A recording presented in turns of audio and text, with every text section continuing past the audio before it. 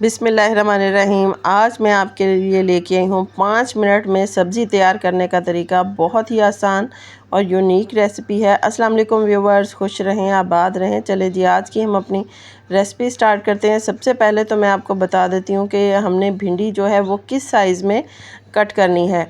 दोनों साइडों से मैंने इसकी डंडियाँ उतार के मैंने थोड़ी सी बड़े साइज़ में इसको मैंने कट कर लेना है। सारी की सारी भिंडी हम इसी साइज़ में कट करेंगे, बड़ी या छोटी नहीं होनी चाहिए। और अब मैं आपको प्याज बताती हूँ। अमूमन हम प्याज चॉप करते हैं या बारीक बारीक कट करते हैं। हमने बारीक नहीं करना, ना तो हमने इसको चॉप करना है।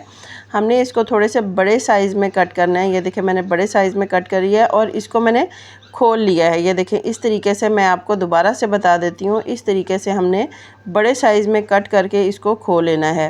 प्याज भी मैं इसी तरीके से कट कर लूँगी, भिंडी भी मैं कट कर लूँगी। सारी चीज़ें मैं तैयार करके रख लेंगे हम।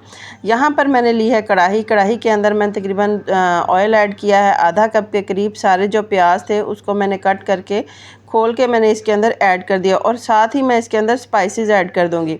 स्पाइसेस में मैंने नमक ऐड किया है, सुर्ख मिर्च ऐड की है, थोड़ी सी मैं इसके अंदर हल्दी ऐड करूंगी और आप अपने टेस्ट के मुताबिक भी स्पाइसेस कम या ज़्यादा भी कर सकते हैं। थोड़ी सी मैंने इसके अंदर चाट मसाला ऐड किया है, खुश्क धनिया मैंने ग्राइंड करके इसके अंदर ऐड किया है और 1 चम्मच के करीब मैंने कसूरी मेथी जो होती है वो मैंने ऐड किया। फ्रेश मेथी भी इसके अंदर ऐड कर सकते हैं।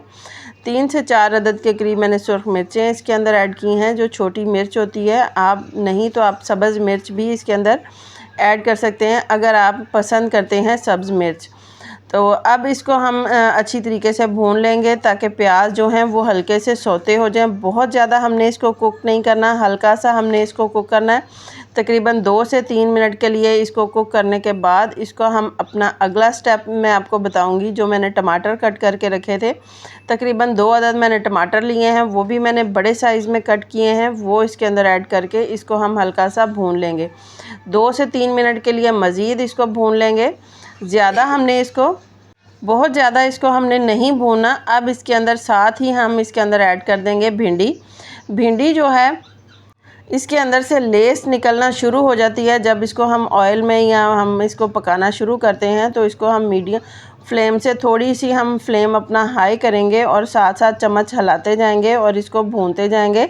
तो इसका जो जितना भी लेस है वो सारा ख़त्म हो जाएगा और भिंडी फ्रेश, बिल्कुल फ्रेश आपको मिलेगी। ऐसी सब्ज़ी है ये, इस तरीके से बनती है कि इसमें प्याज, टमाटर, भिंडी सब फ्रेश नज़र आते हैं। बहुत खूबसूरत ये रेसिपी देखने में भी लगती है और खाने में भी बहुत ही ज़्यादा मज़े की होती है। तो इसको इसी तरीके से हमने 4 से 5 मिनट के लिए अच्छी तरीके से हमने भून लेना है। जितनी भी भिंडी की लेस है वो सारी की सारी ख़त्म हो चुकी है। ये देखें, लेस जो है वो सारी ख़त्म हो चुकी है। अलग-अलग भिंडी नज़र आना शुरू हो चुकी है। अब हम इसको मज़ीद 2 से 3 मिनट के लिए भूनने के बाद इसको हम दे देंगे दम। 5 मिनट के लिए हमने मीडियम स्लो फ्लेम पर इसको दम देना है। दम देने के बाद हम इसको खोलेंगे। ये देखें, सारी भिंडी जो है वो कुक हो चुकी है। ये इसी तरीके से जैसे आपको फ्रेश नज़र आ रही है, तो ये जब आप खाने के टाइम पर भी देखेंगे तब भी आपको ये इसी तरीके से फ्रेश नज़र आएगी। 5 से 6 मिनट हो चुके हैं, दम आ चुका है। इसको हमने निकाल लिया है अपनी प्लेट में। बहुत ही मज़ेदार टेस्टी रेसिपी तैयार हो चुकी है। देखें, बिल्कुल फ्रेश है, बिल्कुल भी नरम नहीं पड़ी, ना तो भिंडी नरम पड़ी है। प्याज भी बिल्कुल वैसा ही है, टमाटर भी इसमें नज़र आ रहे हैं। बहुत मज़े की रेसिपी बनती है। आप इस तरीके से ट्राई करेंगे, आपको ज़रूर पसंद आएगी। अगर आपको मेरी ये रेसिपी पसंद आए तो प्लीज़ इसे लाइक करें, शेयर करें, मेरे चैनल को सब्सक्राइब करें। अल्लाह हाफ़िज़।